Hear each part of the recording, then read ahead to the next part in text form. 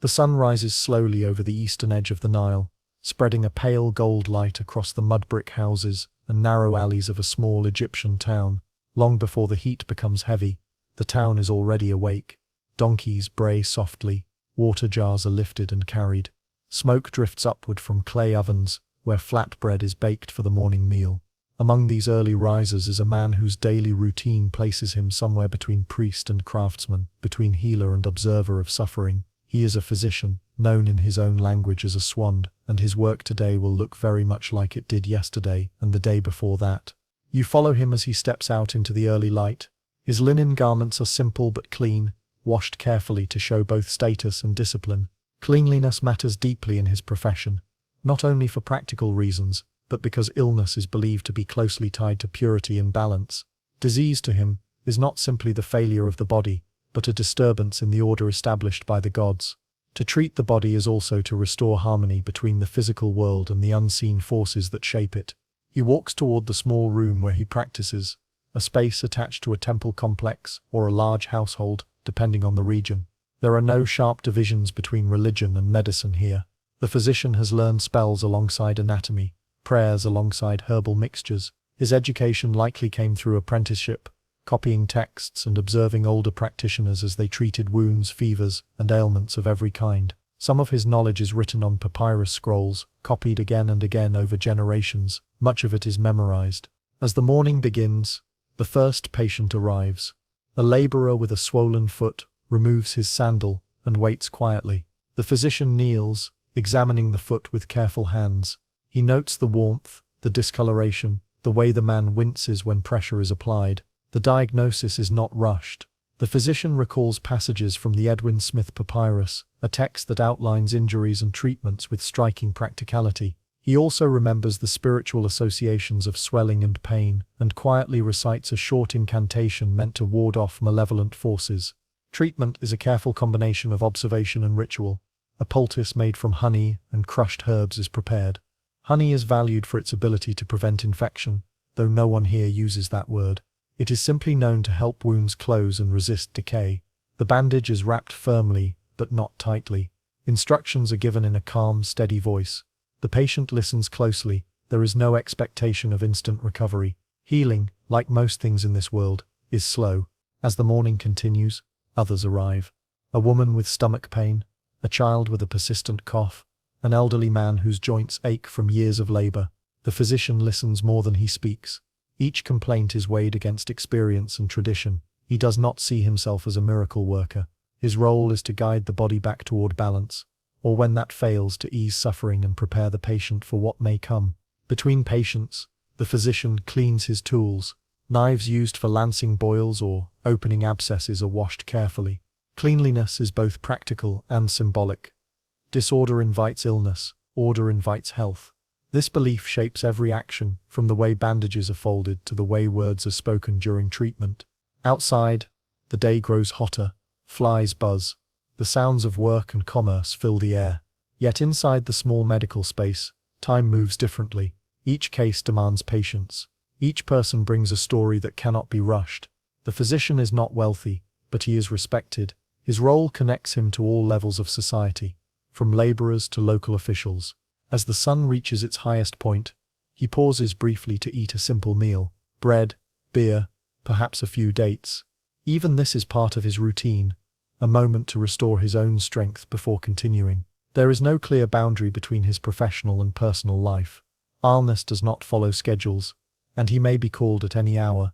When he returns to his work, a new patient waits. This one is different.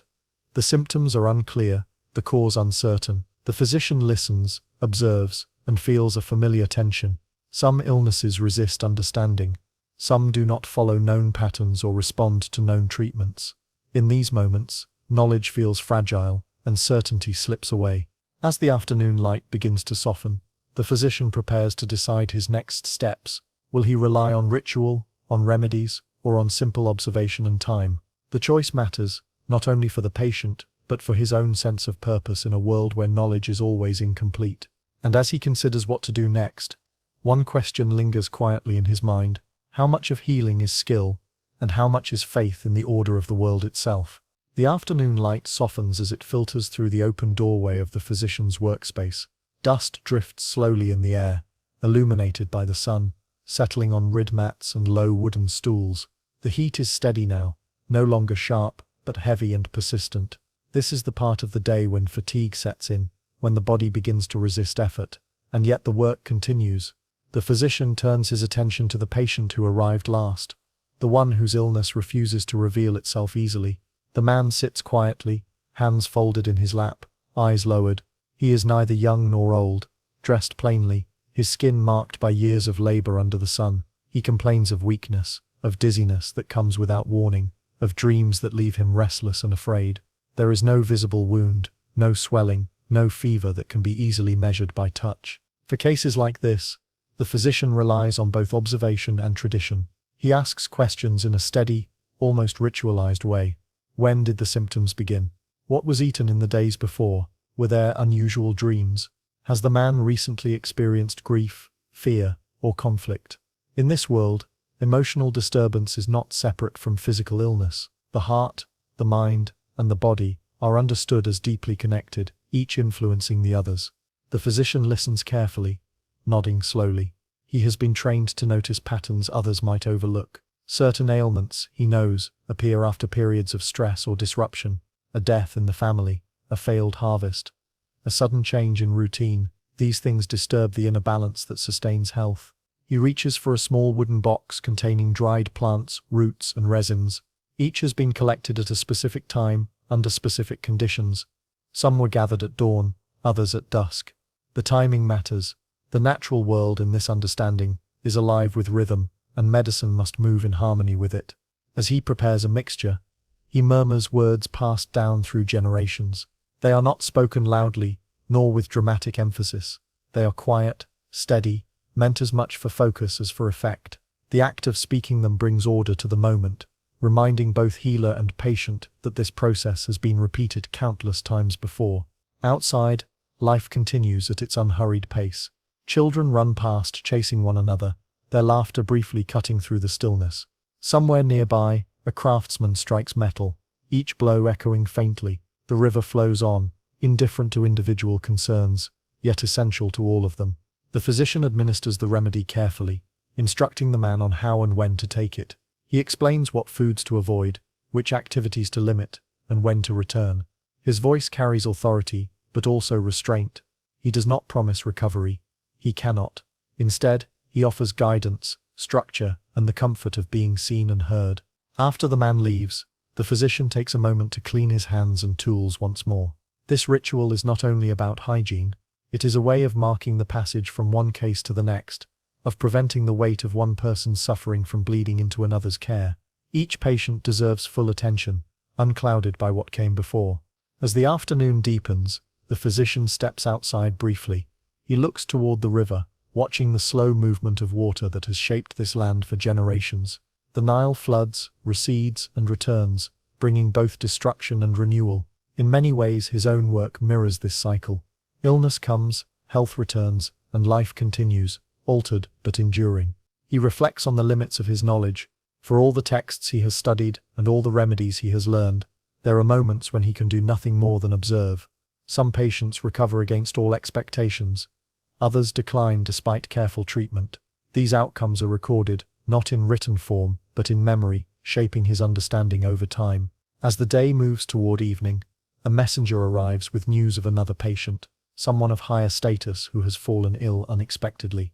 The physician feels a familiar tightening in his chest. Such cases bring pressure.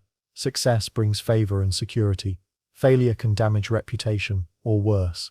He gathers his tools, adjusts his garments, and prepares to leave. Before stepping out, he pauses. The room is quiet now, empty of voices and movement. The air holds the faint scent of herbs and dust. This space, modest and unadorned, has witnessed pain, hope, fear, and relief. It has been a place where the fragile line between life and death is faced daily, not with heroics but with patience and routine. As he steps into the fading light, one question lingers in his thoughts. In a world where knowledge is incomplete and fate feels ever present, how does one measure success in the art of healing? The evening air cools as the physician walks toward the home of his final patient. The sun sinks low, staining the sky with muted reds and fading golds, and long shadows stretch across the packed earth paths. The noise of the day softens, vendors pack away their goods, children are called indoors. The world seems to exhale after hours of movement and labor. The house he approaches belongs to a family of moderate standing. It is neither grand nor poor, built of sun-dried brick and shaded by a simple awning. Inside, the air smells of oil lamps and cooked grain. The patient lies on a low bed near the wall, surrounded by worried relatives who fall silent when the physician enters. Respect follows him not because he holds power, but because he stands at the edge between understanding and uncertainty. The illness is serious. The man is feverish, his breathing uneven, his eyes flutter open only briefly. The physician kneels beside him and places a hand gently on his chest, feeling the rise and fall, counting silently. He listens not only with his senses, but with memory, comparing this moment to countless others stored in his mind. Some ended in recovery, others did not. He asks for warm water and clean cloths. He prepares a mixture meant to cool the body and ease discomfort. There is no illusion of control here, only care, attention, and the quiet discipline of doing what can be done. He murmurs words meant to calm the household as much as the patient. Fear, he knows, spreads faster than illness. Time stretches. The oil lamp flickers. Outside, the sounds of the settlement fade into night. The physician remains, watching, adjusting, waiting. He understands that much of his work is not about intervention, but about presence. To sit with the sick, to witness their struggle, is itself a duty. Eventually the patient's breathing steadies slightly. It is not a cure, but it is a change. The physician allows himself a measured breath. He leaves instructions with the family, explaining what signs to watch for, when to send for him again. His tone is calm, honest, without false hope or unnecessary fear. When he finally steps back into the night, the stars are bright above him. The sky feels vast and indifferent, yet familiar. He walks slowly, his body tired, his thoughts heavy. He reflects on the countless people whose lives have passed through his hands. Some he remembers clearly, others only faintly. Their faces blur together over the years, but the sense of responsibility never fades. At home, he washes his hands once more, not only to cleanse but to mark the end of the day. He eats simply and sits in silence for a time. There is no celebration for a life saved, no ceremony for a life lost, only the quiet understanding that tomorrow will bring the same uncertainties. As he lies down to rest, he thinks of the knowledge passed to him by his teachers, and of the limits they acknowledged. They taught him that medicine is not mastery over life, but participation in its rhythms.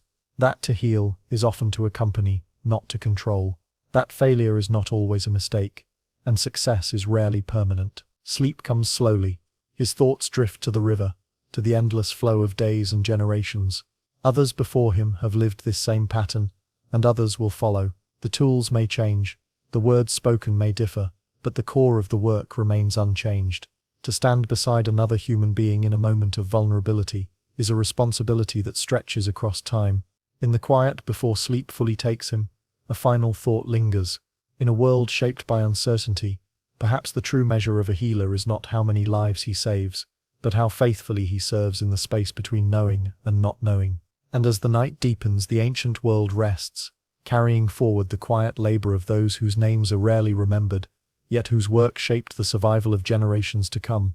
The first sound of morning is not a voice, but the scrape of stone against stone. Before the sun fully rises above the hills, men are already awake, lifting tools that feel heavier with each passing year. The Roman road does not build itself, and it does not wait. It stretches across hills, marshes, forests and valleys, indifferent to weather or exhaustion. For the men who build it, the road is both a source of work and an unending demand. You would find them gathered at the edge of a half-finished stretch of stone, their breath visible in the cool air. Some are free laborers paid by the day. Others are soldiers assigned to construction duty. Some are prisoners or men working to pay off debts. Their backgrounds differ, but their task is the same. They lift, dig, measure, and place stone with a precision that will outlast their own lifetimes. The Roman road is not a simple path, beaten into the earth. It is an engineered structure, built in layers. First comes the clearing of land, removing vegetation down to solid ground. This alone can take days or weeks, especially when roots and rock resist every tool. Then comes the foundation, a layer of large stones carefully fitted together. Above that, smaller stones and gravel are packed tightly, followed by a final surface of flat paving stones. Each layer serves a purpose, and each mistake must be corrected before moving forward. The men know this process by heart. They have repeated it in countless places, from the edges of the empire to its very center. Still, no two landscapes are the same. A marsh demands drainage, a hillside requires cutting and reinforcement. A river crossing means planning, surveying, and sometimes months of labor before the first stone is laid. The road does not adapt to the land. The land is reshaped to obey the road. As the morning progresses, sweat darkens tunics and dust clings to skin. Tools strike stone in steady rhythm. The sound carries far, a dull percussion that marks the presence of Rome long before its banners appear. For those who live nearby, this sound brings mixed feelings. The road brings trade, soldiers, and connection. It also brings taxes, oversight, and the unyielding reach of imperial authority. Among the workers is a man who has labored on roads for many years. His hands are thick with calluses, his back permanently bent from lifting stone. He no longer counts the days by calendar or festival, but by the sections of road completed, 100 paces cleared, another layer finished. Progress is measured not in milestones of life, but in the slow advance of stone across the land. He remembers his first assignment, when he still believed the work might lead to something more, promotion, perhaps. A position overseeing others. That hope faded quietly over time, worn down by repetition. Yet he continues, not out of ambition, but because the work gives structure to his days. Without it, he would have nothing but uncertainty. The foreman walks the line, inspecting the work with a practiced eye. He checks alignment, depth, and spacing. Mistakes are corrected immediately. A poorly set stone can cause damage years later, cracking under the weight of carts and soldiers. The road must endure, long after the men who built it are gone. This knowledge hangs over the work like a silent command: do it right, or do it again. As the sun climbs higher, the heat becomes relentless. Water is rationed carefully. Short breaks are allowed, but never long enough to dull momentum. There is no shade except what the men create by standing close together. Conversation is minimal, saved for moments when hands can rest. When they do speak, it is often about small things. A meal remembered, a village left behind, a rumor of conflict in some distant province. To an outsider, the work may seem mindless, but within the repetition lies skill. Each worker knows the feel of a properly set stone, the sound it makes when struck, the subtle shift that means it must be lifted and reset. These are things not written down, passed instead through observation and correction, knowledge carried in the body rather than on parchment. By midday, the road has grown longer, by several careful paces. The change is subtle, almost invisible, unless one steps back to see it. Yet this is how the empire expands, not through grand gestures alone, but through thousands of small measured actions repeated every day. The men pause to eat. Bread, olives, perhaps a bit of dried meat. They sit on the very stones they have laid, their bodies aching, their hands dusty and cracked. There is little talk of pride, but there is a quiet understanding that this road will outlast them. Long after their names are forgotten, travelers will pass over these stones without knowing who placed them there. As the afternoon stretches on, clouds gather in the distance. Rain would slow the work, turning soil to mud and stone slick underfoot. The foreman glances at the sky, calculating how much more can be done before the weather changes. Time is always pressing. Deadlines exist even here, though few outside the work crews ever think about them. When the first drops fall, work continues. Only when the ground becomes too slick to be safe, does the foreman call for a halt. Tools are gathered, stones covered where possible. The men stand quietly for a moment, watching the rain darken the pale dust of the road into something richer and heavier. As they turn to leave, the road behind them lies silent and unfinished, yet it already carries meaning. It is a line drawn across the landscape, a promise of movement, control, and connection. It binds distant places together and makes the empire tangible underfoot. One worker lingers for a moment longer, looking back at the stretch they have completed. He knows he may never walk its full length, he may never see where it ends. Still, he has placed his effort into something that will endure beyond his own life. As he follows the others away, a quiet thought settles in his mind. If the road lasts longer than the men who built it, what does that say about whose stories are remembered, and whose are left behind beneath the stones? The rain passes during the night, leaving the ground heavy and dark by morning. When the workers return, their sandals sink slightly into the softened earth, and the scent of wet soil rises with each step. The road, though incomplete, already bears the marks of weather and use. Water gathers in shallow pools, where the stone has not yet been laid, reminding everyone how fragile progress can be if care is not taken. The work resumes with slower movements. Mud clings to tools and legs, making every action heavier. The foreman adjusts the day's plan, ordering drainage trenches to be deepened before more stone is set. It is tedious work, less visible than laying the great paving blocks, but just as important. A road that cannot shed water will fail, no matter how solid it looks at first glance. Some of the men groan quietly at the change in task. Digging wet earth is exhausting, and the satisfaction of seeing visible progress is delayed. Yet they work on because they have learned through experience that neglecting this stage invites disaster later. A single season of rain can undo months of labor if the foundations are weak. As they dig, conversations drift between short bursts of effort. One man speaks of a brother stationed far to the north, guarding a frontier he has never seen. Another mentions a village he passed through years ago that no longer exists, abandoned after repeated flooding. The road, they know, brings stability to some places and disruption to others. It ties regions together, but it also changes them beyond recognition. By mid-morning, an official arrives on horseback to inspect progress. His cloak is clean, his boots barely marked by mud. He dismounts carefully and walks the length of the worksite, asking questions, making notes on a small tablet. The workers straighten their backs and focus their movements. Inspections bring both opportunity and risk. A favorable report might lead to better rations or lighter duties. A poor one could mean punishment or reassignment to harsher labor. The official nods at the progress, though his expression remains unreadable. He reminds the foreman of the schedule and the importance of maintaining standards. The road, he says, must be worthy of Rome. With that, he mounts his horse and rides on, leaving behind only hoofprints and a faint sense of tension. As the day wears on, the sun breaks through the clouds. Steam rises from the damp ground. The men remove their cloaks and work in silence, sweat mixing with rainwater. Each stone lifted feels heavier than the last, but the rhythm continues. Lift, place, adjust, lift, place, adjust. One of the older workers pauses to stretch his back, wincing slightly. Years of labor have left their mark on his body. His hands ache constantly, and his knees stiffen in the cold. Still, he works carefully, guided by experience rather than strength. Younger men sometimes mock his slowness, but when a stone must be set just right, they often turn to him for guidance. He remembers roads built long ago, now worn smooth by countless feet and wheels. He remembers towns that grew prosperous because a road passed through them, and others that faded when routes changed. The road shapes lives in ways few notice. It determines who arrives and who leaves, what goods are available, and which stories are carried from one place to another. As the afternoon wanes, a cart arrives with supplies. The men gather briefly to share bread and water. There is little conversation. Fatigue has settled into their bones. Even so, there is a quiet satisfaction in seeing the road extend a little farther than it did yesterday. The work continues until the light begins to fade. Shadows stretch across the stones, and the air cools once more. Tools are gathered, measurements checked, and markers placed to guide the next day's labor.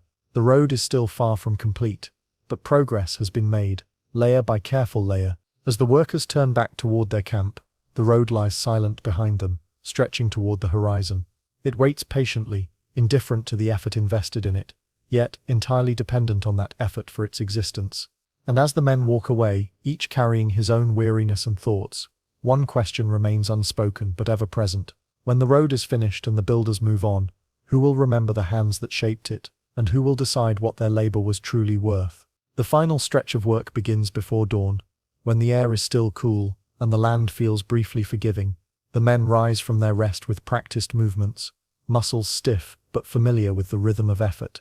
Today is meant to be the last full day on this section of road. The end is close enough to be felt, though no one speaks of it aloud. Experience has taught them that endings, like beginnings, rarely unfold exactly as planned. The road now stretches far enough that it no longer feels like a project, but a presence. It cuts a firm line through the landscape, straight and unyielding, reshaping the land's natural curves. Where once there were uneven paths and wandering tracks, there is now certainty. A traveler can walk this route and know where it leads, even if they have never walked it before. This is the quiet power of the road, and the men who built it understand this better than anyone. The final work focuses on smoothing the surface and checking the edges. Stones are tested underfoot, loose pieces are reset, drainage channels are cleared once more to ensure water will flow away from the road rather than pooling beneath it. These finishing tasks lack the visible drama of early construction, but they determine whether the road will last years or generations. The foreman moves slowly along the line, nodding at small corrections made without instruction. His role is nearly finished. Soon, another crew will take over maintenance farther down the route, and he will be reassigned to a different stretch of land. This pattern has repeated itself throughout his life. He leaves behind pieces of himself in places he will never see again. One of the younger workers pauses to look back along the completed section. He tries to imagine the future. Soldiers marching in formation, traders guiding carts heavy with goods, messengers riding hard with news from distant provinces. All of them will rely on the stability of the stones beneath their feet, unaware of the hands that shaped them. The thought brings a strange mixture of pride and distance. The road will be remembered, the builders will not. As the sun climbs higher, a small group of officials arrives to inspect the finished work. They walk slowly, testing the surface, noting measurements, nodding in approval. Their verdict is brief but final. The road meets expectations. Payment will be issued. The crew is dismissed. There is no ceremony, no speeches, just the quiet understanding that the task is done. The men gather their tools and belongings. Some will travel onward with the next assignment. Others will return to nearby villages, carrying coin and exhaustion in equal measure. A few linger, standing at the edge of the road, as if unsure how to leave something that has consumed so much of their time. One worker kneels briefly, brushing dirt from a stone near the edge of the road. It is a small, almost private gesture. Then he stands and walks away without looking back. As evening settles, the road lies empty. The sounds of labor fade, replaced by wind and distant birds. In time, wheels will roll across these stones, hooves will strike them, and countless footsteps will pass without a thought for the hands that shaped the path. The road will outlast empires, repaired and rebuilt, layered over with new stone as generations pass. Its origins will blur into history, its creators reduced to nameless figures in records, if they are recorded at all. Yet beneath every passing footstep, their work remains. And so the question lingers, quiet but persistent. If a road connects distant places and shapes the movement of history, but the builders themselves vanish into obscurity, where does the true legacy of their labor reside? The bell rings before dawn, low and deliberate, cutting through the cold darkness like a steady breath. Its sound rolls across the stone walls of the monastery and into the surrounding fields, calling the brothers from their narrow beds. Sleep lingers heavily, but the bell allows no delay. Time here is not measured by desire or comfort, but by prayer, labor, and silence. The monastery stands apart from the world beyond its walls. Thick stone encloses a community shaped by routine and restraint. Inside, the air smells faintly of wax, smoke, and damp stone. Torches flicker as figures in rough wool habits move quietly through corridors worn smooth by centuries of footsteps. Each man knows his place, his hour, his duty. Among them is a monk who has lived within these walls for most of his adult life. He no longer remembers the exact day he arrived. The outside world feels distant now, almost unreal, like a half-remembered dream. What he knows instead is rhythm, prayer before sunrise, labor after the first light, meals taken in silence, study, copying, tending, and waiting. He joins the others in the chapel, where the first prayers of the day rise into the cold air. The words are familiar, repeated so often they no longer require conscious thought. Yet within that repetition lies comfort. The prayers give shape to time, dividing the long hours into something manageable. Without them, the days would blur endlessly into one another. After prayers, the brothers disperse to their assigned tasks. Some tend the gardens beyond the walls, coaxing food from stubborn soil. Others work in the scriptorium, copying texts by candlelight, preserving knowledge they may never fully understand. A few care for the sick or elderly monks whose bodies can no longer endure the strict rhythm of the rule. The monk in question is assigned to the fields this season. He wraps his cloak tightly against the chill and steps outside. The land is damp, the earth dark and heavy beneath his boots. Farming is hard work, but it offers a kind of clarity. Each movement has purpose. Each seed placed in the soil is an act of faith. trusting that what is buried will return in time. As he works, his thoughts wander. He thinks of the world beyond the monastery walls, a place he rarely sees now. Travelers sometimes pass through, bringing news of wars, plagues, and shifting rulers. The outside world feels chaotic and loud compared to the steady order of monastic life. Yet even here, isolation cannot fully protect them. Illness enters, famine threatens. The monastery survives only through careful planning and shared labor. By midday, the bell calls the brothers back for a simple meal. Bread, thin broth, perhaps a few vegetables. They eat in silence while one monk reads aloud from a sacred text. The words echo through the hall, steady and unbroken, filling the space where conversation might otherwise be. After the meal, work resumes. The afternoon stretches long and quiet. In the scriptorium, ink stains fingers and parchment. Each letter must be formed carefully. A single mistake can mean hours of correction. The work is slow and demanding, but it preserves knowledge that might otherwise disappear. Many of the texts copied here are already centuries old, carried through time by hands much like these. As the light begins to fade, the monk feels the familiar ache in his back and shoulders. He has lived this routine for years, and yet each day carries its own small struggles. Doubt sometimes creeps in during moments of exhaustion. He wonders whether his devotion truly matters, whether the silence he has chosen serves a purpose beyond these walls. Evening prayers bring a sense of closure. The candles are lit, casting long shadows across the stone floor. Voices rise together, steady and restrained. In this shared sound, the monks find unity, a reminder that their lives, though quiet and repetitive, are bound together by a shared vow. As night settles, the monastery grows still. The monk lies on his narrow bed, listening to the faint sounds of the building settling around him. His body is tired, his mind calm but restless. He thinks of the years ahead, likely much the same as the years already past, and in the quiet darkness, a question lingers without answer. In a life defined by obedience and repetition, where does individual meaning truly reside? Morning arrives without ceremony. The bell sounds again, steady and familiar, pulling the monks from shallow sleep into another day shaped by discipline.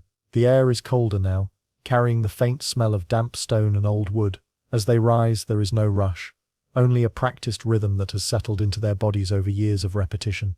The monk moves through the stone corridors with quiet steps, joining the others in the chapel. Candlelight flickers across the worn faces around him. Some are young, barely accustomed to the weight of this life. Others are bent with age, their movements slow but deliberate. All bow their heads together as the prayers begin, voices blending into a single low murmur that fills the chamber. After the prayers, the monastery awakens into its working rhythm. Today, the monk is assigned to the scriptorium. He welcomes the change from fieldwork, though the labor here carries its own kind of strain. The room smells of ink, parchment, and smoke from the small brazier used to warm stiff fingers. Light filters through narrow windows, barely enough to illuminate the work tables. He takes his place and prepares his tools. A quill trimmed carefully the night before, ink mixed to the proper thickness, a sheet of parchment smoothed and ready. Before him lies a manuscript already worn from generations of copying. Its edges are frayed, its letters slightly faded, yet the words it carries are treated with reverence. To copy them is not merely a task, but an act of preservation. The work demands complete focus. Each letter must be shaped precisely. A single slip of the hand can ruin hours of effort. When mistakes happen, they are scraped away carefully, though scars remain on the page. The monk works slowly, breathing evenly, letting the repetition steady his thoughts. In this quiet concentration, time seems to loosen its grip. Around him, other scribes work in silence. Occasionally, a throat is cleared, or a bench shifts. Otherwise, the only sounds are the scratch of quills and the soft flutter of parchment. The outside world feels distant, as though sealed away by the thick stone walls. Yet, even here, reminders of mortality intrude. A brother coughs persistently across the room, the sound dry and troubling. Illness spreads easily in close quarters, and the monks know too well how fragile their lives can be. Many have seen friends carried from these halls to the burial ground beyond the walls, their names soon fading from memory. As the hours pass, the monk's thoughts wander. He thinks of the manuscripts he has copied over the years. Some contain sacred texts, others works of philosophy or fragments of ancient knowledge. He wonders who first wrote the words he now traces, and whether anyone in the future will read his own careful script. There is comfort in the idea that his labor might outlast him, that long after his voice is silent, his hands may still speak through ink and parchment. It is a small form of endurance in a world where little else remains. The midday meal is brief and quiet. Afterward, he returns to the scriptorium for more work. His back aches, his eyes burn, but he continues. The discipline of repetition has become a form of devotion. Each line completed is a small offering, an act of obedience and persistence. As afternoon light fades, shadows stretch across the room. The work slows. A bell signals the approach of evening prayers. The monk sets down his quill, gently covering the manuscript to protect it from dust and moisture. Another page finished. Another small step in a task that may take years, even decades. He leaves the scriptorium with a sense of quiet weariness. Outside, the sky darkens, and a cool breeze carries the scent of approaching night. The monastery settles into a hushed stillness once more. As he prepares for evening prayer, a familiar thought returns, one that surfaces often at the end of long days. In a life devoted to repetition and restraint, how does one measure progress? Is it in the pages completed, the prayers spoken, or something less visible, unfolding slowly within? Night settles fully over the monastery, wrapping the stone buildings in stillness. The final bell of the day echoes softly and then fades, leaving behind a silence so complete it seems almost tangible. Torches flicker along the corridors, their light trembling against walls worn smooth by centuries of passing hands. The brothers move quietly now, voices hushed, footsteps careful, as though sound itself might disturb something sacred. The monk returns to his cell, a narrow space containing little more than a wooden bed, a stool, and a small shelf for personal items. There are no decorations, no comforts beyond what is strictly necessary. This simplicity is intentional. It leaves no room for distraction, only for thought, prayer, and rest. He sits for a moment before lying down, listening to the faint sounds of the monastery settling for the night. From his narrow window, he can see a slice of the dark sky. Stars glimmer faintly, distant and unmoving. He has looked at this same sky for years, watching seasons pass, constellations shift, and storms gather and fade. The world beyond the walls continues its endless motion, while inside, time feels slower, almost suspended. His body is tired in the deep, familiar way that comes from years of routine labor, yet his mind remains active. Thoughts drift toward the many brothers who once shared this place and are now gone. Some were buried in the small cemetery beyond the orchard, their graves marked only by simple stones. Others left the monastery, unable to endure the discipline. A few succumbed to illness during harsh winters, when cold and hunger tested even the most faithful. Death is not a distant concept here. It is a quiet presence, acknowledged but not feared. The monks speak of it calmly, as a transition rather than an end. Still, in the solitude of night, its nearness feels more personal. The monk wonders how he will be remembered, if at all. His name may never be written in any book, his face never painted or described. Yet he has given his life to something he believes has meaning. He thinks of the manuscripts he has helped preserve, the prayers whispered countless times, the fields he has tended. None of these acts are extraordinary on their own, yet together they form a life shaped by intention and patience. In a world often defined by conflict and change, this quiet endurance feels like its own kind of resistance.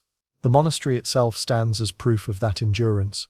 Stone by stone, it has survived wars, famine, and the slow erosion of time. Generations of monks have come and gone, each leaving behind little more than worn steps and faded ink. And still the bells ring, the prayers continue, and the work carries on. As the monk lies back on his narrow bed, he listens to his own breathing, steady and slow. Sleep approaches gradually, not as an escape, but as a necessary surrender. Tomorrow will bring the same routines, the same rhythms, and perhaps new challenges. He does not know how many days remain to him, but he trusts the structure that has guided him this far. Before sleep fully takes him, one final thought surfaces. In a life built on repetition and restraint, perhaps meaning is not found in change or recognition, but in the quiet persistence of showing up, day after day, to do what must be done. And as the monastery settles into complete stillness, that quiet devotion continues, unnoticed by the world beyond its walls, yet steady enough to endure across centuries. Dawn arrives slowly over the low hills, washing the land in pale gold. The light reveals a patchwork of fields, carefully cleared and marked by stones pushed aside over generations. Here, in a small farming settlement near a winding river, Life moves at the pace of seasons rather than days. For the people who live here, time is measured not by calendars or written records, but by planting, waiting and hoping. The farmer rises before the sun fully clears the horizon. His home is a simple structure of mud brick and timber, dark inside and cool in the early morning. Smoke from last night's fire still clings to the air. He steps outside, breathing in the scent of damp earth and grass, listening to the distant calls of birds beginning their day. His life is shaped almost entirely by the land. The soil beneath his feet determines whether his family eats well or goes hungry. There are no guarantees, no promises beyond what the earth chooses to give. Each year is a negotiation between human effort and natural forces far beyond control. He walks the boundary of his field, checking the ground with practiced eyes. The soil is still moist from recent rain, dark and heavy, good for planting. Yet too much rain can rot seeds, and too little will leave them withered before they take root. This balance, fragile and uncertain, governs every decision he makes. The tools he carries are simple but precious. A wooden plough reinforced with stone, a basket woven from reeds, a digging stick worn smooth by years of use. Each tool has been repaired many times, passed down or reshaped as needed. Nothing is wasted. Every object carries the memory of past seasons and hard-earned knowledge. As the sun rises higher, other members of the settlement emerge. Some head toward the fields, others toward the river to gather water or check traps. Children trail behind adults, learning by watching rather than instruction. There is no formal teaching here. Knowledge passes quietly, through repetition and example. The farmer begins his work, pressing seeds into the soil with steady hands. The motion is familiar, almost meditative. Bend, place, cover. Bend, place, cover. With each movement, he places a small piece of hope into the ground. He knows many of these seeds will not survive. Birds will take some, others will rot or fail to sprout. Still he plants them all, because to do otherwise would be to surrender to uncertainty. The hours pass slowly. The sun climbs, heat settles in, and sweat darkens his clothing. There is little shade in the open fields. He pauses occasionally to drink from a worn container, careful not to waste what he has carried. Water, like everything else, must be conserved. As he works, his thoughts drift to the past seasons. He remembers years of abundance, when granaries were full, and meals were shared freely. He also remembers years of hunger, when rations were measured, and fear lingered in every empty bowl. These memories shape every decision he makes now. The land has taught him patience, but also caution. By midday, the work slows. The sun is high, and the air shimmers with heat. He sits beneath a sparse tree, chewing a small piece of dried grain. There is little rest, only a brief pause before the labor continues. The fields stretch out before him, unfinished and demanding. He looks across the land and thinks of the long months ahead. The waiting will be the hardest part. Crops do not respond to effort alone. They depend on rains that may or may not come, on weather patterns no one can predict. The farmer can prepare the ground, but the outcome lies beyond his control. As he rises to continue, a quiet question settles in his mind, one he has asked many times before: how much of life is shaped by work, and how much by chance? The answer does not come easily. It never has. The sun climbs higher, and the day stretches long over the fields. The farmer returns to his work, bending repeatedly to plant seeds or loosen soil. His muscles ache from the early hours, but he continues. There is no choice but to persist. Failure to act would be certain disaster. Each movement is deliberate, learned over years of observation and repetition, a combination of skill, patience, and intuition. Nearby, other villagers work in their own plots. Some are sowing grains, others tending small orchards or caring for livestock. The settlement is small, and everyone's labor is interdependent. A poor harvest in one field affects more than just the household. It can ripple through the entire community. Cooperation is as necessary as toil. Knowledge is shared cautiously, often through demonstration rather than words. A farmer teaches his neighbor which tools work best, how to judge the moisture of soil, how to watch for signs that disease is approaching. As the day moves toward midday, the farmer pauses to examine a small sprout that has emerged ahead of schedule. He inspects its leaves carefully. There is satisfaction in this small sign of life, though he knows it is only the beginning of a long process. One sprout does not guarantee a harvest. Disease, drought, pests, or sudden storms can undo all progress in a matter of hours. Still, the sight encourages him. It is a reminder that patience sometimes yields reward. The labor is unrelenting, but rhythm provides structure. Every action has a season and a place. Sowing, weeding, watering, and tending are repeated tasks that occupy the hours, but they also offer clarity. Within the repetition, the farmer finds a quiet understanding of how the land responds to touch, how weather changes subtly day to day, and how the cycles of life and decay unfold around him. Observation is as vital as effort. Knowledge here is born of long attention and careful measurement, not grand plans or instructions. By afternoon, clouds gather in the distance. Their movement is slow, almost imperceptible, but the farmer watches with keen eyes. Rain could save a failing plot, or wash away days of work. He adjusts what he can: channels to guide water, small embankments to protect fragile sprouts. These interventions are minor, yet they matter. They represent the only leverage humans have against forces much larger than themselves. He thinks of his family, waiting at home with small meals prepared, and hopes for the season in their hands. Hunger and plenty alike are contingent, fragile conditions dependent on factors no one can fully control. The work done today may bear fruit months from now, or it may disappear entirely, leaving only the effort behind. This uncertainty is constant, shaping every decision and every action. As the day wanes, the farmer collects his tools and inspects the fields one last time before returning home. The sun is low, casting long shadows across the land. There is satisfaction in having done what could be done, even if the result remains unknown. Evening approaches, and with it the long wait that defines his life. Tonight, as he eats a modest meal, he knows the next few weeks will bring little visible change. The seeds he has planted will lie quietly in the soil, neither thriving nor failing, awaiting the intervention of forces beyond human control. He thinks again of chance, of fate, of the delicate balance between skill and luck. Each year is a negotiation, each day a test of endurance and patience. In this life, success cannot be guaranteed. Only diligence, observation, and hope carry one forward. And as the farmer lies down to rest, he asks himself the same question he has asked countless times: how much of life is truly earned through labor, and how much is given or withheld by forces beyond sight? Night descends slowly over the settlement, softening the edges of the fields into dark shapes and stretching long shadows across the low hills.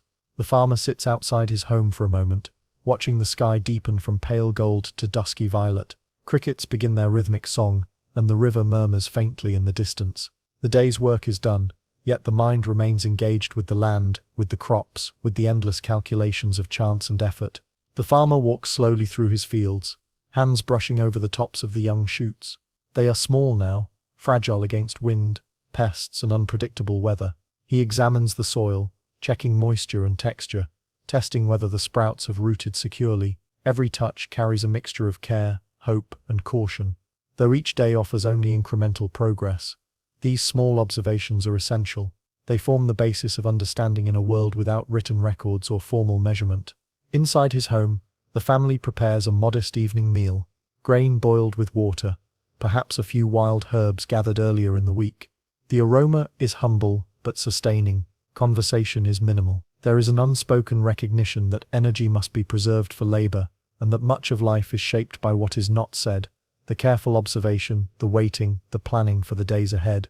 After the meal, the farmer sits quietly, reflecting on the cycles that define his existence. Planting, tending, harvesting, waiting, and surviving.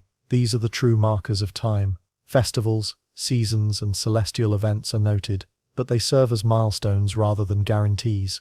Each year repeats with slight variations, each harvest carrying the possibility of abundance or scarcity. The unpredictability is constant, shaping not only the body and mind but the spirit itself. He considers the long hours spent in the fields, and the countless gestures of care he has performed: the careful placement of seeds, the shaping of small furrows, the gentle guidance of water channels. These actions, though modest, have been repeated over generations, and will be repeated by his children and theirs. They are small acts that accumulate into survival, that ensure continuity in a world where life is fragile. Sleep comes slowly, and in its approach, the farmer contemplates the unknown. Will the rains arrive in time? Will pests destroy what he has planted? Will the crops mature enough to sustain his family through the coming months? He cannot know, and yet he has done all he can. In this acknowledgement lies a quiet acceptance. Some outcomes are beyond control, and effort does not always guarantee result. The fields lie dark beyond the walls of his home, empty now except for the wind and the whisper of the river. They hold both promise and uncertainty, embodying the delicate balance between human labor and nature's indifference. The farmer's life is shaped by waiting, and yet within that waiting, he finds purpose. Each day completed, each seed placed with care, is itself a small triumph against the vagaries of chance. As he closes his eyes, one final thought lingers. Perhaps the measure of a life lived in the Bronze Age is not in certainty or harvest alone, but in the persistence to continue, day after day, tending the fragile thread of survival through toil, observation, and patient hope. And so, beneath the endless sky and the unchanging stars, the farmer sleeps, carrying with him the quiet endurance that has defined generations before him, and will shape those to come. Before the first light of dawn reaches the village, the blacksmith is already awake. The air is cool, carrying the faint smell of smoke and iron that lingers from the forge fire kept burning through the night. His workshop, a low stone building with a thatched roof, is dark except for the faint glow of embers still smouldering in the hearth. Inside, tools hang in careful order: hammers, tongs, chisels, and files, each with a place and a history of repeated use. The blacksmith moves with deliberate care, checking the fire, clearing ash, and adding small pieces of coal to bring the embers back to life. The work of metal shaping demands attention from the very first moment. Temperature, timing, and technique must align precisely. Too cool a metal, and it will crack; too hot, and it may warp or become unworkable. The balance is subtle and learned over years, embedded in muscle memory and practiced judgment. Outside, the village begins to stir. Smoke curls from chimneys, and the soft sounds of footsteps on cobblestones mix with distant voices. Farmers head toward the fields, carrying tools and animals, and merchants prepare their stalls. The blacksmith watches the village awaken, knowing that his work forms the backbone of daily life. Without him, wagons could not move, plows could not turn the soil, and simple tools would not last the wear of repeated use. He begins with small tasks, repairing a worn plowshare, forging nails for construction, sharpening knives for the kitchen. Each action is repetitive, requiring strength and precision. Sparks fly as hammer meets iron, and the rhythm of blows resonates through the workshop. This sound is both labor and signal. It marks the passage of time and communicates the presence of human effort, shaping raw materials into objects of enduring use. The blacksmith's work is solitary in one sense, yet intimately connected to the community. Every tool he produces, every repair he completes, enables others to perform their daily tasks. His labor is not celebrated with ceremony or reward beyond practical gratitude. It is essential, yet quietly absorbed into the functioning of village life. The importance of his role is felt more than spoken. By mid-morning, customers arrive. A farmer brings a broken cartwheel.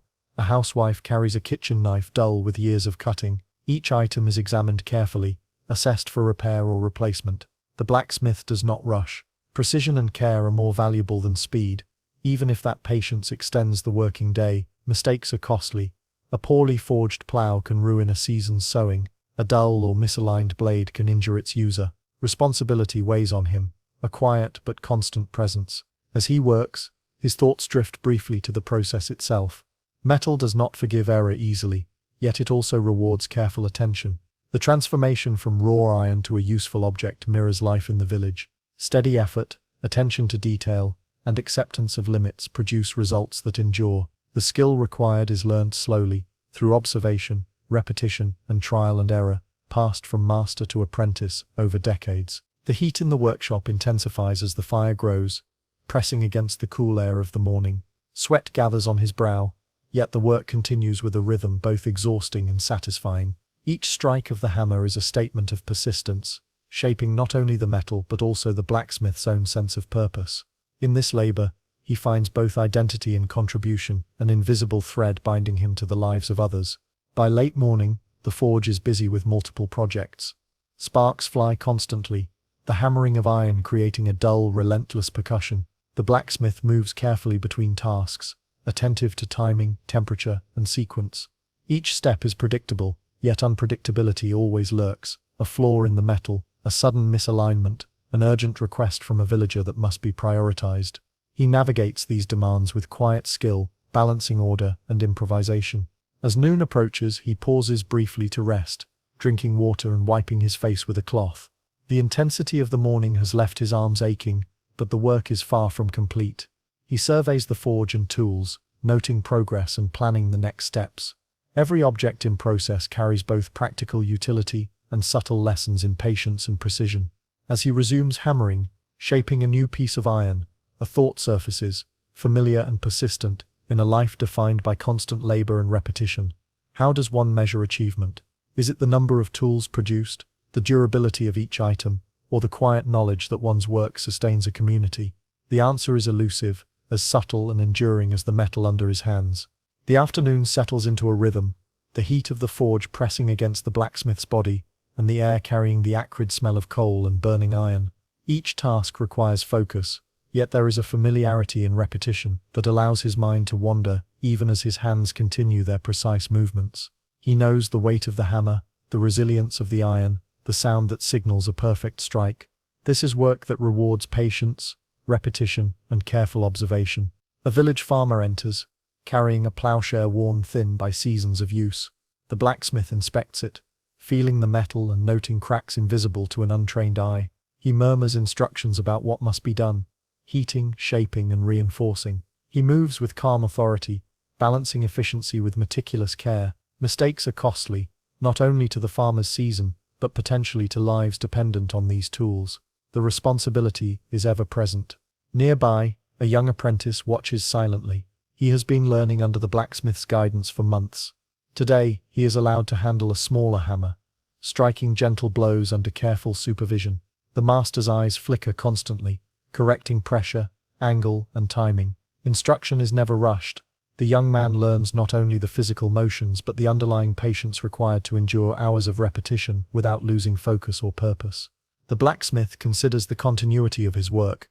Each object he shapes is part of a longer chain, linking the labor of the past to the needs of the present and the future.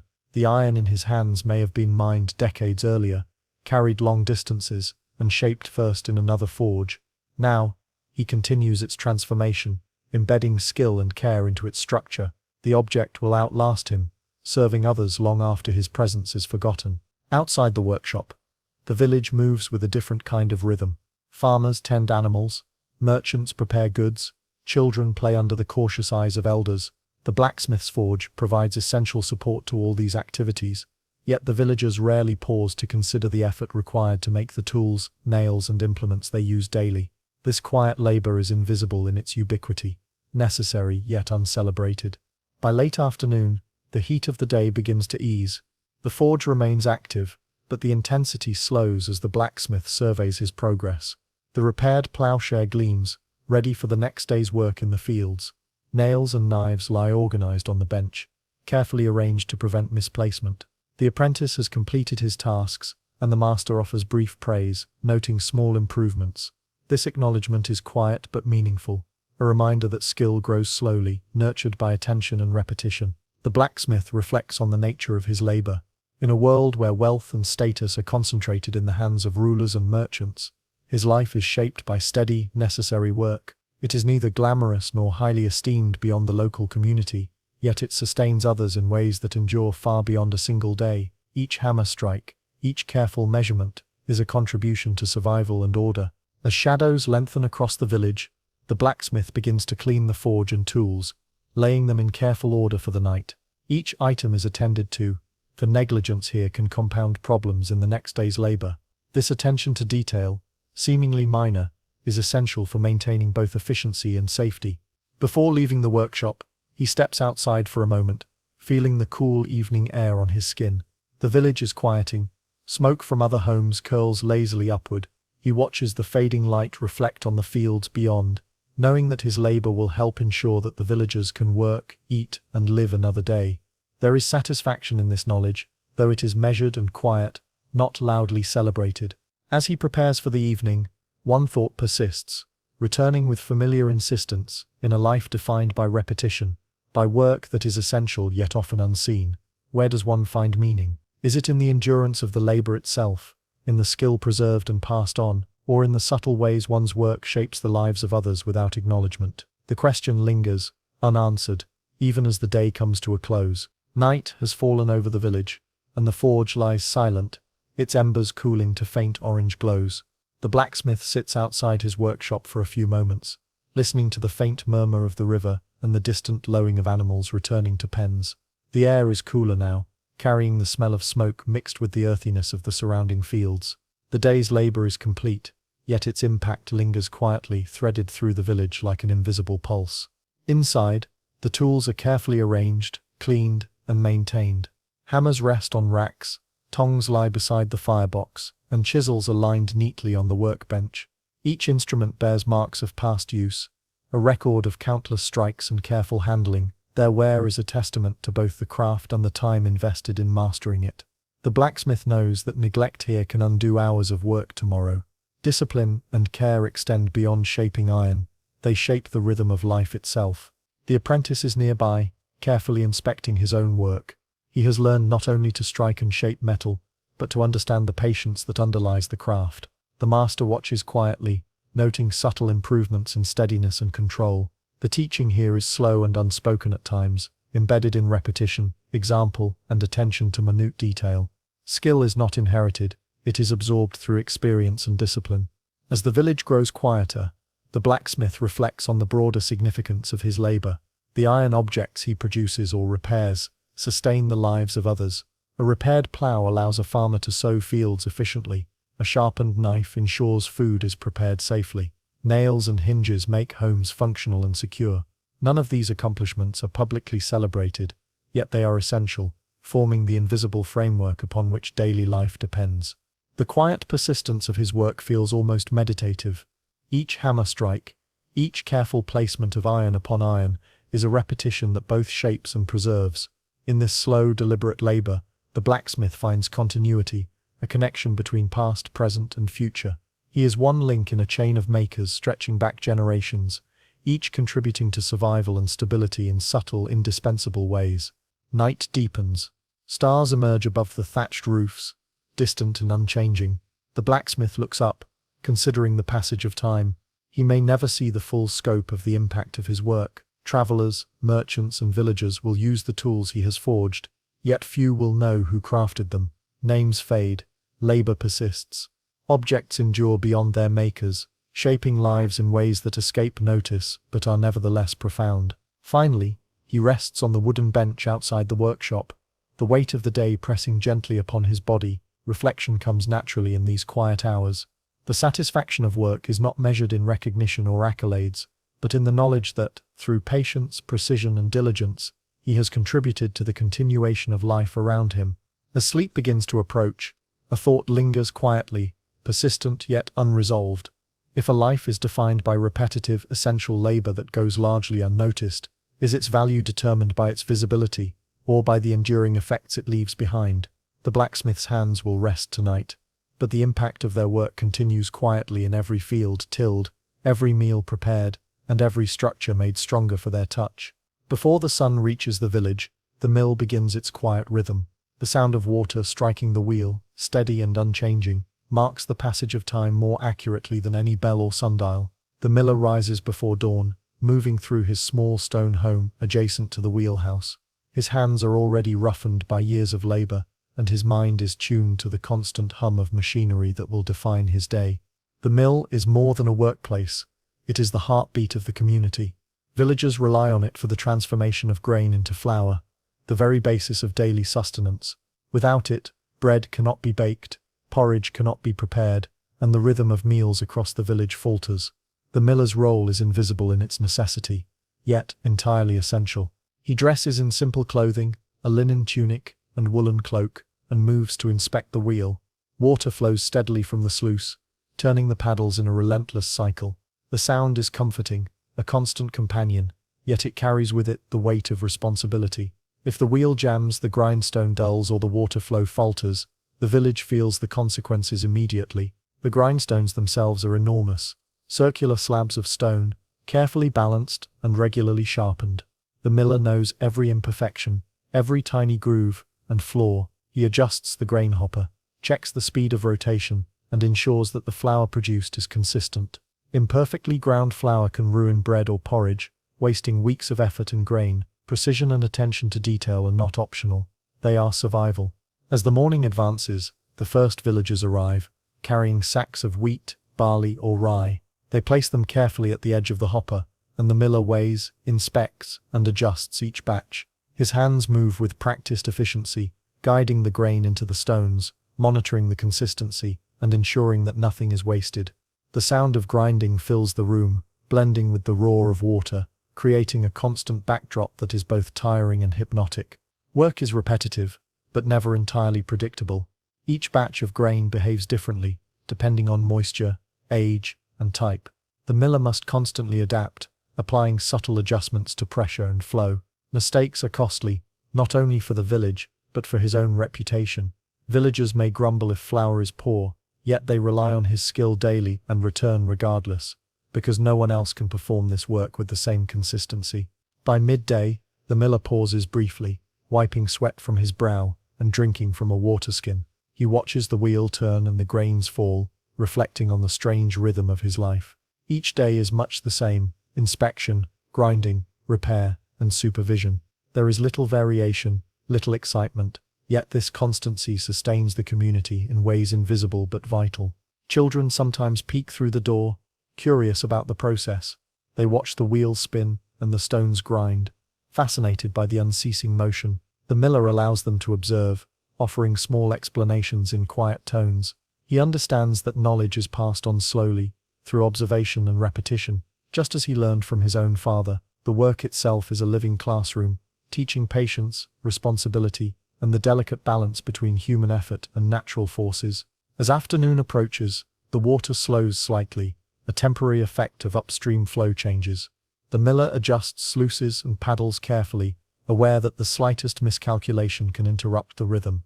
Even minor delays ripple outward, affecting the villagers waiting for their grain, the bakers preparing meals, and the family counting on daily bread. By late afternoon, the miller's body is heavy with exhaustion. His hands ache from constant handling of grain sacks, adjustments to stones, and steady labor at the wheel. Yet, there is a subtle satisfaction in the continuity of his work. The mill moves, the flour is produced, and the village endures. The day is repetitive, almost monotonous, yet each repetition safeguards survival. As evening descends, the miller reflects quietly on the constancy of his role. Each day he performs tasks that are necessary but rarely noticed beyond their results. The work is humbling in its invisibility, yet profound in its impact.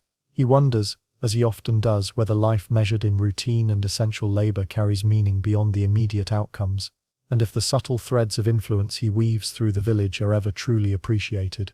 Morning arrives again with the familiar rhythm of water striking the mill wheel. The miller rises from his narrow bed, muscles stiff from yesterday's labor, yet practiced in the repetition of waking, dressing, and moving toward the familiar sounds of his craft.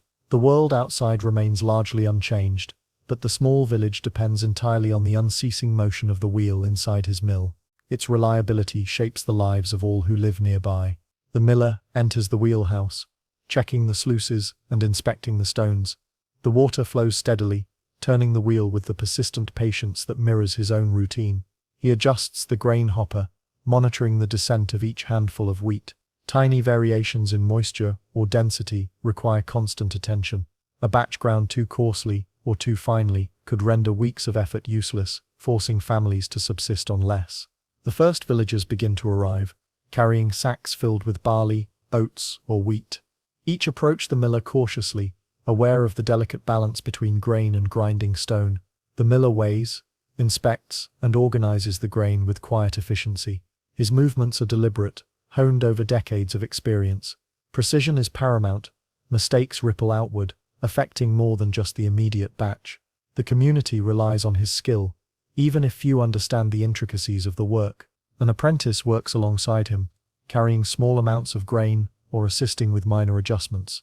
He is learning, not through lectures or instruction alone, but by observing repetition and pattern. The master rarely offers praise, instead letting the work speak for itself. Lessons are embedded in motion: the correct pressure of the hopper, the slight tilt of the grindstone, the timing of sluice adjustments. Every decision has consequences, yet the learning unfolds quietly, almost imperceptibly. Hours pass punctuated only by the arrival of more villagers, or the need to correct a small flaw in the machinery. The miller notices subtle changes in water flow, adjusting paddles to maintain constant rotation. A slight misalignment could halt the process entirely, but careful observation prevents disaster. He works without hurry, aware that each correction preserves not only the flour, but also the continuity of daily life. As midday approaches, he takes a brief respite. The heat from the sun outside presses through the wheelhouse walls, mixing with the warmth of the hearth and the friction of grinding stones. He drinks water and wipes sweat from his brow, reflecting on the repetitive yet essential nature of his work. Each day feels much like the last, yet every moment carries significance. The survival of the village depends upon these routines, repeated day after day, season after season. Even as the afternoon drags on, the miller continues, unbroken by monotony. His focus is constant, shaped by habit and experience. The grinding wheel spins, the grains fall, and villagers wait patiently for their turn. There is no celebration for this work. There are no rewards beyond the trust and reliance of the community. Yet within this quiet labor lies an enduring impact, subtle but profound. By late afternoon, fatigue presses against his body.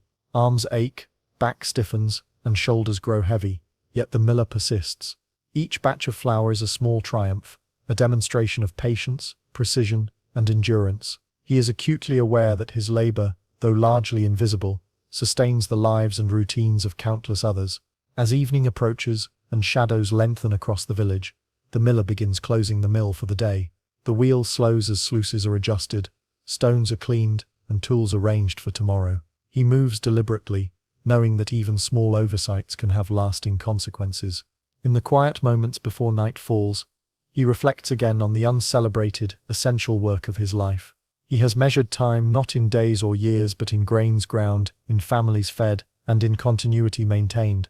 And yet, a persistent question arises, unspoken but heavy. In a life defined by repetitive essential labor, is meaning found in the act itself, or in the invisible impact it leaves upon the lives of others? Night drapes the village in quiet darkness, broken only by the flicker of lanterns and the distant murmur of the river.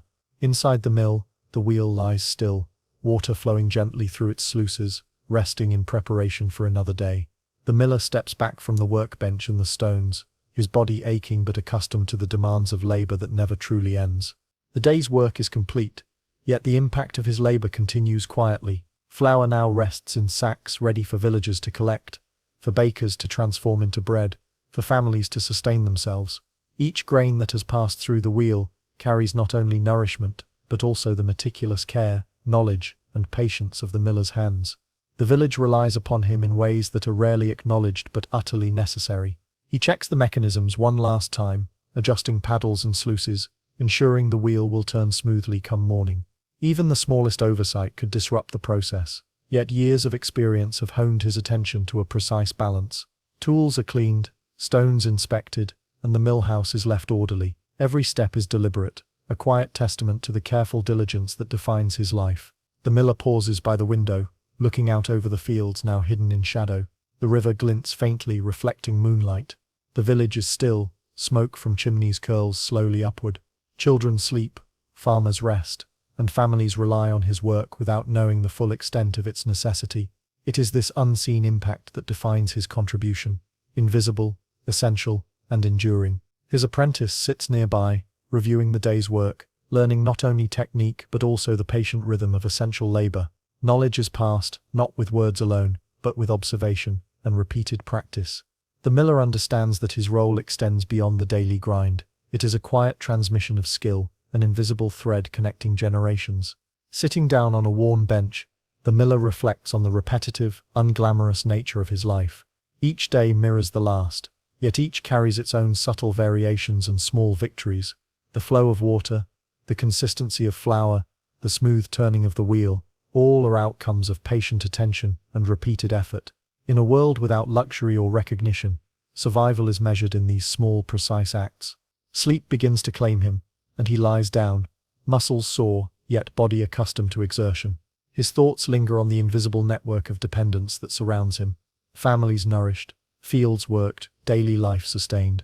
Though his labor is repetitive, unnoticed, and uncelebrated beyond the village, its effects endure, shaping lives quietly but profoundly.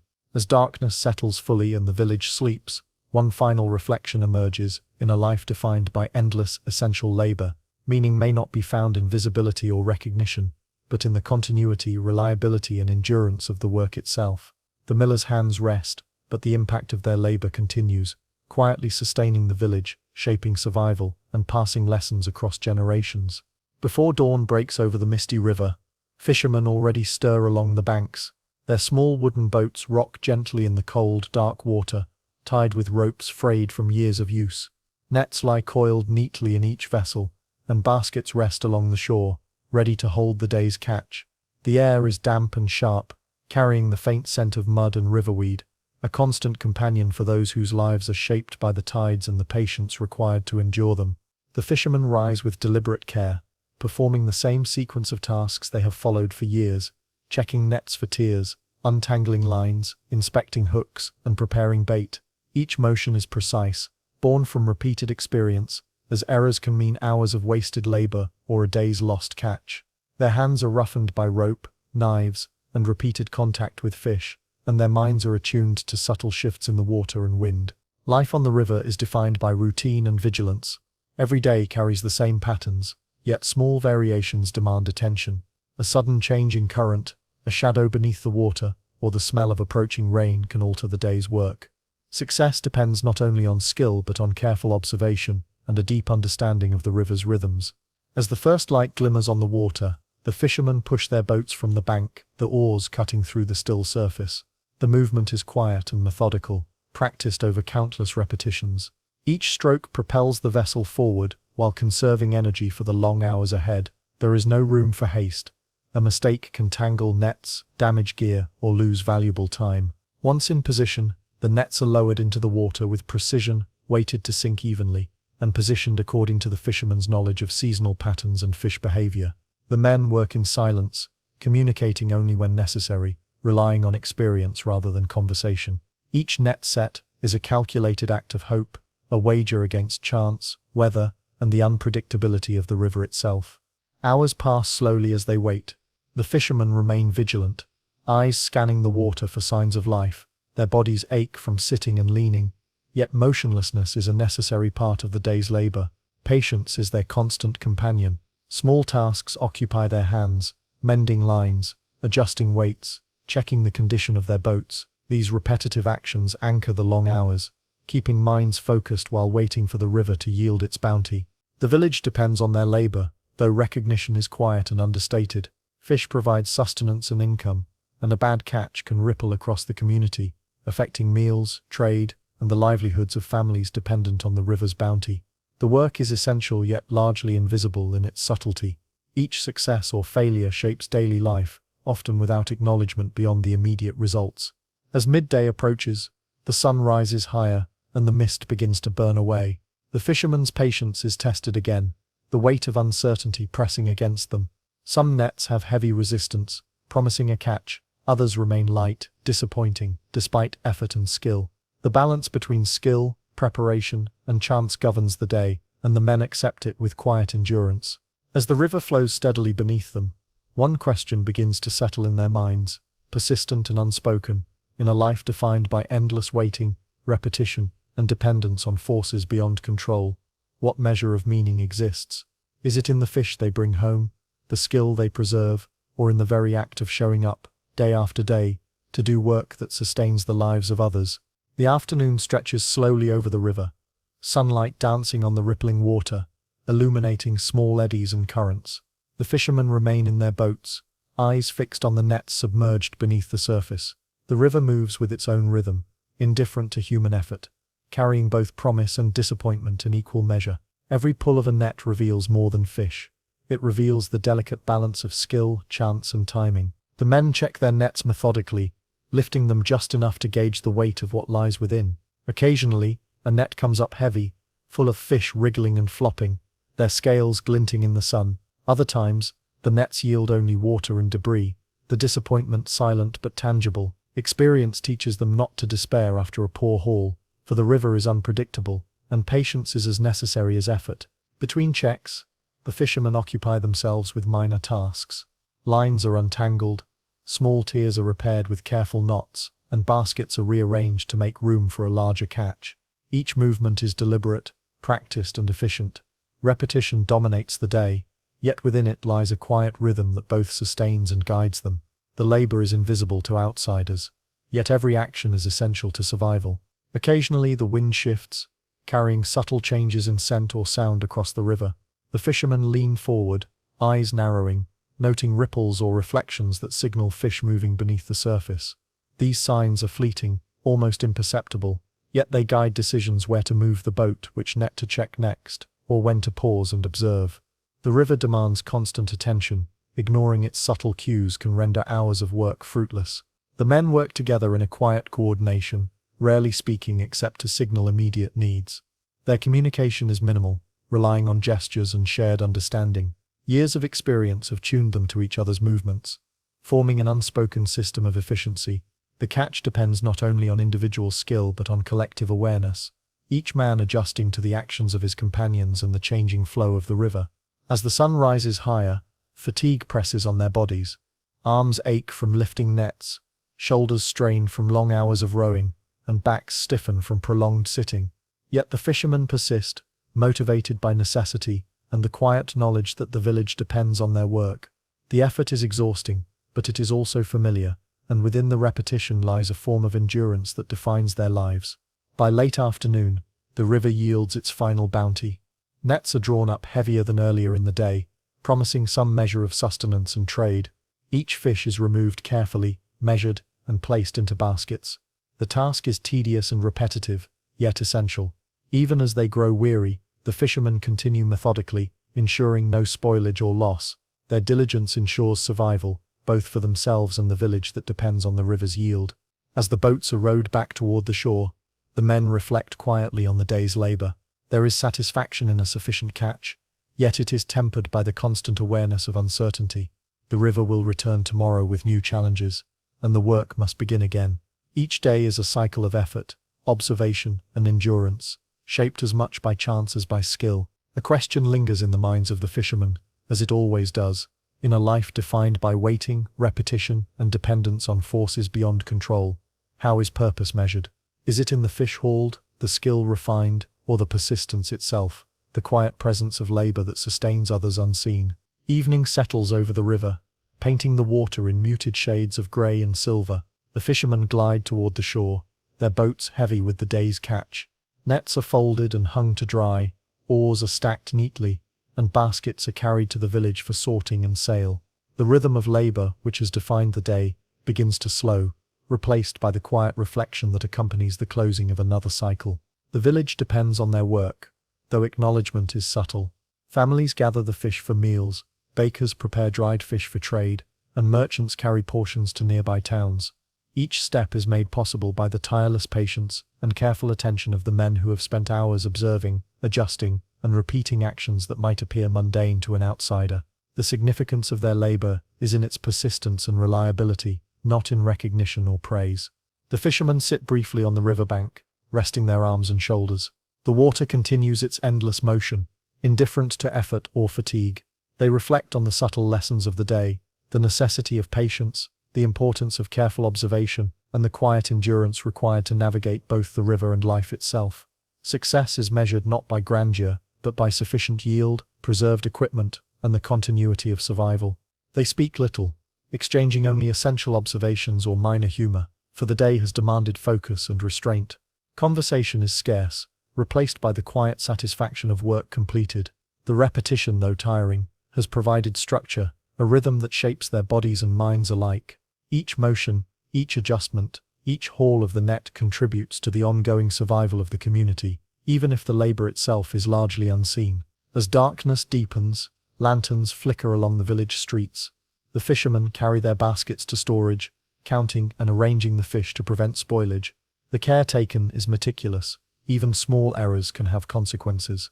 Each act of diligence reinforces the invisible chain of sustenance that binds the village together.